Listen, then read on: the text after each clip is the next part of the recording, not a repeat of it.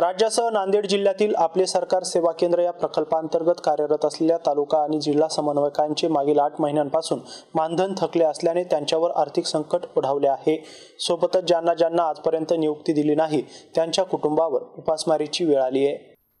या दोनही प्रकारांमुळे अडचणीत आलेल्या समन्वयकांनी राज्य सरकारकडे वेळोवेळी लेखी निवेदने देऊन देखील प्रश्न सुटत नसल्याने आज 3 नोव्हेंबर पासून पुणे येथील राष्ट्रीय ग्राम स्वराज्य अभियानाच्या कार्यालयापुढे बेमुदत आंदोलनासह आमरण उपोषण सुरू केलं आहे। या आंदोलनामध्ये नांदेडच्या 16 तालुक्यांसह राज्यातील पदाधिकारी आणि तालुका समन्वयक मोठ्या संख्येने सहभागी झाले असून आता राज्य सरकार काय भूमिका घेईल याकडे सर्वांचे लक्ष लागले आहे। Gangadhar Gangasagare, MC news, Naigaon, Nanded.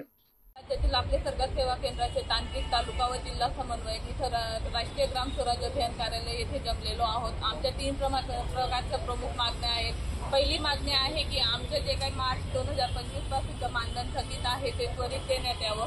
दुसरी मागणी आहे की आमच्या जागी त्रयस्थ व्यक्तींकडून आमचे कामं करून घेतले जात आहे, त्यामुळे आमचे पद हे कमी करण्याची भूमिका ही शासनाची दिसून येत आहे।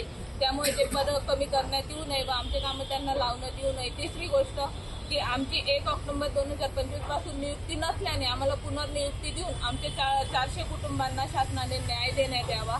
या आमच्या प्रमुख 3 मागण्या असून त्यानंतरून पंचायत राज संचालक जे आहेत त्यांच्याशी आमची चर्चा झाल्यानंतर त्या चर्चेत कोणताही धोरणात्मक निर्णय झालेला नाही, ते उडवडीचे उत्तरं देत आहे। त्यामुळे आम्ही आमचं जे काही आमरण उपोषण आहे ते आम्ही मागे घेणार नाही। जोपर्यंत आमच्या मागण्या मान्य होत नाही तोपर्यंत आम्ही आमच्या मागण्यांवर ठाम आहोत।